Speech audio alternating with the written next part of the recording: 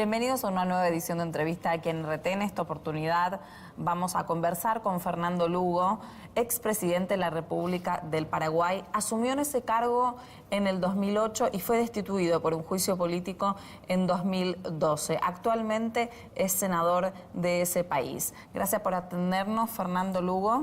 Cuando uno puede charlar con ustedes, es inevitable pensar también en la actual situación en Brasil. ¿Cómo evalúa usted el proceso que se le está llevando a cabo a Dilma Rousseff? Bien, en primer lugar, un gusto hacer esta entrevista desde Moscú. Yo presido la Comisión Parlamentaria de Amistad de Paraguay con Moscú, eso nos ha traído aquí. Y sin duda, yo hago un paralelismo sísmico. El terremoto de Ecuador, lamentable terremoto, ha pasado también a la vida política.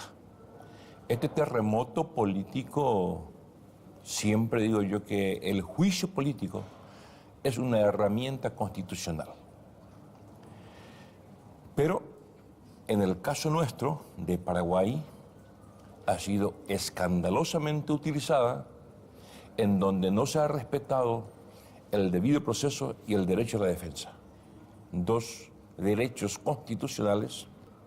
Me han dado 17 horas para preparar toda la defensa y hacer el descargo de las acusaciones. Yo creo que hay un progreso y no podemos soslayar al momento del análisis. Los golpes de Estado de la década del 70, las férreas dictaduras apoyadas por el gobierno norteamericano, se han reelaborado, se han reeditado. En el 2010, en Honduras. Eso fue escandaloso, tomarlo al presidente de la República en pijamas de la cama y llevarlo a un cuartel. Un presidente constitucional, un presidente elegido por el pueblo. En el 2012, aprovechando una situación de violencia como uno de los motivos del juicio político en Paraguay, ha sido una destitución, entre comillas, un poco más refinada, con un marco jurídico que garantice la salida de un presidente. Y hoy día llegamos a lo de Dilma Rousseff. Yo creo que América Latina, con los esfuerzos que ha hecho de integración en el Mercosur, en el UNASUR, CELAC últimamente, del cual fuimos partícipes en su creación, momentos de integración y de construir la patria grande, se ha considerado como una especie de rebeldía al Imperio del Norte. Y creo que tiene sus consecuencias. Es más, Brasil, como esta potencia económica, política, emergente a nivel mundial, con un liderazgo claro del compañero Lula da Silva y la sucesora Dilma Rousseff, esto es un hecho de rebeldía, a cambiar la situación, a disputar el protagonismo y el liderazgo de la región. Bueno, eso sin duda ha ido carcomiendo la situación y el poder pensar por uno mismo, decidir nuestros destinos, el principio de autodeterminación de los pueblos, que para en muchos lugares es letra muerta, yo creo que vale en este sentido. Volviendo al tema de Dilma Rousseff, uno puede decir, ¿es legal? Sí, es legal. Pero podemos afirmar que es legítima la situación de intentar sacar a una presidenta elegida democráticamente en elecciones libres, transparentes, reconocidas por la comunidad internacional, a mitad de mandato, por una oposición que se ha unido coyunturalmente y por querer cambiar modelos. Yo creo que en el fondo está en juego los modelos de gobierno que hemos instaurado en la región, sobre todo en América del Sur. ¿Y qué definición le daría entonces a la actual situación en Brasil que está viviendo Dilma Rousseff? Sin duda es forzar una situación para encontrar un marco legal para, por la vía constitucional del juicio político, destituir a una persona que fue elegida democráticamente con amplia mayoría. Yo creo que no está dicha toda la palabra, no está dicho todo. Comenzó el domingo, y lo hemos seguido por televisión. Han conseguido los votos para aceptarse, el Senado tiene que aceptarlo esto y después llevarlo de nuevo a plenaria, o sea que los pasos se han comenzado a dar. Yo no creo todavía, ni nadie podría afirmar con claridad cómo terminaría este juicio político iniciado el domingo pasado en el Brasil. ¿Y quién cree que está detrás? ¿Hay actores políticos internacionales o es una cuestión local de Brasil en ese caso? Hoy no se puede separar lo local y lo internacional. Viendo por Paraguay nomás, las grandes multinacionales tuvieron su participación, incluso, como decíamos, ocurrió con la bendición del país del norte. Cuando ellos no quieren, no suceden estas cosas. Yo creo que tienen los mecanismos, la fuerza, la potestad, el diálogo, la diplomacia, como para poder no romper procesos democráticos construidos con gran esfuerzo en la región. Luego usted hizo un repaso por los distintos lugares donde hubo presidentes elegidos por el pueblo que tuvieron que enfrentar un juicio político. ¿Cree que usted que en el caso de Brasil puede extenderse a otros países de América Latina? Sin ninguna duda. A Evo Morales, y lo han intentado varias veces, a Correa también, ¿verdad? Los que están más con cierta tranquilidad es Tabaré en el Uruguay, que fue reelecto, Michelle Bachelet en Chile, pero cuando los modelos se contraponen y son totalmente diferentes, con un itinerario marcado por la participación popular, donde la identidad ciudadana de los países se fortalecen, donde los principios de autodeterminación, de independencia y sobre todo de soberanía económica, cultural y política, sin duda que las injerencias extranjeras siempre tuvieron un papel preponderante. Llámese cadenas de medios de comunicación, llámese multinacionales, llámese otros países que tienen intereses dentro de ese país que ocurren esos acontecimientos. Usted ha sido también, ha ido de la mano de líderes como Néstor Kirchner, Hugo Chávez, Evo Morales también y Lula da Silva en el caso de Brasil. Con todo lo que está sucediendo, ¿ha hablado con Lula o con Dilma sobre el tema? Yo lo visité personalmente a Lula cuando comienzan a quererlo imputar por medio de la Fiscalía. Al día siguiente estuve en la fundación que él preside y hemos conversado largamente con el compañero Lula da Silva. Y sin duda, esto tiene un entramado preparado. Es un libreto hecho. Por eso no me extrañaría que esto después pase a otros países, que pase después a Venezuela, a Ecuador, a Bolivia, ¿verdad?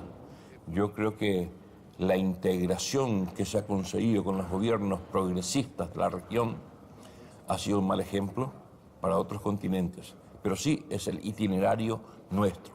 Yo creo que debe respetarse con nuestros aciertos y nuestros errores. Yo creo que el proceso de integración, de autodeterminación de los pueblos, de elegir y ser partícipe y sujeto de nuestros destinos y del destino de nuestros pueblos, políticamente, diplomáticamente, económicamente, deben ser respetadas profundamente por otras fuerzas externa a la de nuestros países. En su conversación con Lula da Silva, ¿han hablado de la posibilidad de que todo esto también suceda por que él pueda volver a la escena política con más protagonismo todavía? Fue precisamente eso el tema. El punto era, en ese momento tenía el ofrecimiento de Dilma de ser parte de su gabinete, estaba todavía en la duda de aceptar o no aceptar, y yo creo que después de unos días sí, él aceptó formar parte de... Y ahí comienza el terremoto de acusaciones contra su persona específicamente, pero está direccionado el gobierno progresista del Brasil, presidida por Dilma Rousseff, es la que está en la mira. Y como no pudieron con Lula, lo atacaron directamente del corazón, como se suele decir.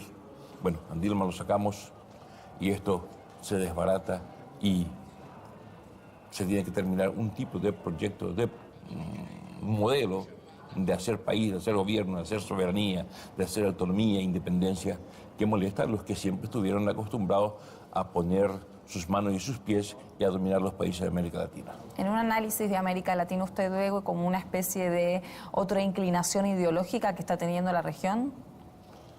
Más que ideológica, hay una dominación por la parte económica y financiera.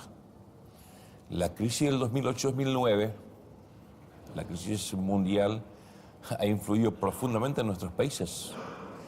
Y nosotros como paraguayos, como solemos decir, estamos muy cerca de dos grandes países. Como solemos decir, Brasil o Argentina estornuda y Paraguay se resfría. Y haber conseguido una integración mucho más equitativa, respetuosa, y que eso pueda programarse y ampliarse. Ahora el Parlamento paraguayo, por ejemplo, ha aceptado a Bolivia en el Mercosur, Venezuela ya está en el Mercosur. O sea, son procesos de integración que van creciendo, y cuando van creciendo también crecen la fuerza, en la autonomía, en construir juntos, crece el mercado, crece la autodeterminación de estos pueblos y se hace una construcción de una patria grande mucho más equitativa y justa. Imagino que usted lo habría vivido de una manera política por su militancia y también de una manera personal todo el juicio político que tuvo que enfrentar. ¿Cómo fue vivirlo en ese momento? Imagino que usted también puede saber lo que se puede estar viviendo en Brasil por haberlo vivido en primera persona. Claro, en primer lugar, estoy casi seguro que tanto Lula como Dilma están viviendo una gran incertidumbre. Una incertidumbre que tiene que estar ocupándose de otras cosas en vez de estar gobernando el país, en vez de estar respondiendo a los grandes desafíos de su pueblo. Hoy la gente en la calle, una sociedad polarizada, una sociedad que no está produciendo lo que tiene que producir, una sociedad que se está desgastando en vez de estar produciendo y creciendo como los otros países, sin duda es un desgaste y un elemento que va a la corta o a la larga va a influir en el desarrollo de ese país. A pesar de todo lo que usted vivió, no dejó su vida política. Actualmente incluso es senador y opositor del actual gobierno. ¿Cómo es ser opositor y no tomar parte de las riendas del poder actual?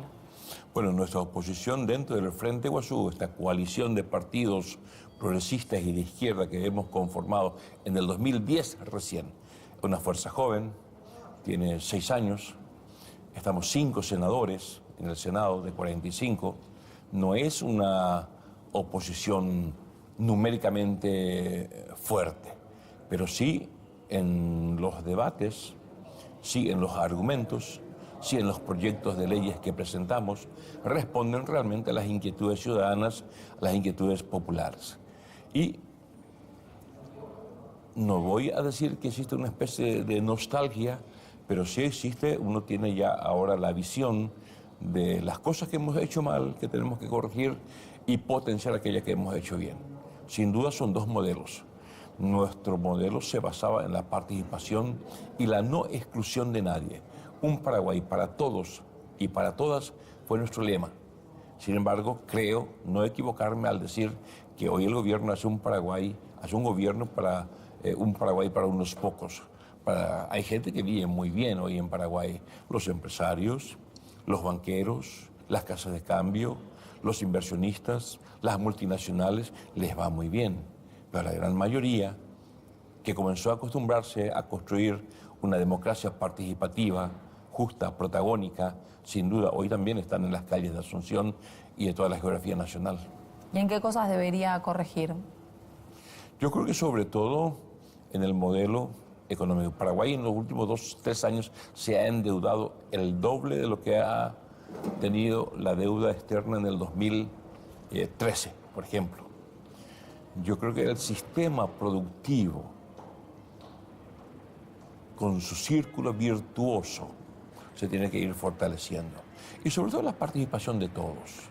Un país no se construye con la base de la exclusión, un país no se construye pensando que uno tiene el monopolio de la verdad, un grupo muy pequeño, y yo creo que el país se debe construir con todos. He aprendido en mi corta carrera política que una de las cuestiones más difíciles es la construcción del consenso. yo creo que se tiene que apostar en la construcción del consenso. Paraguay no es un país grande. Poder sentarnos en una mesa amplia, en una mesa democrática, constructiva, y diseñar y llevar adelante el país que soñamos la mayoría de los paraguayos. ¿Usted tiene algún tipo de intención de volver a la presidencia de Paraguay? Hay una gran discusión hoy día. Ocurrió una cuestión muy llamativa con el liderazgo de Fernando Lugo. Fernando Lugo en junio del 2012 lo destituyen por mal desempeño en sus funciones.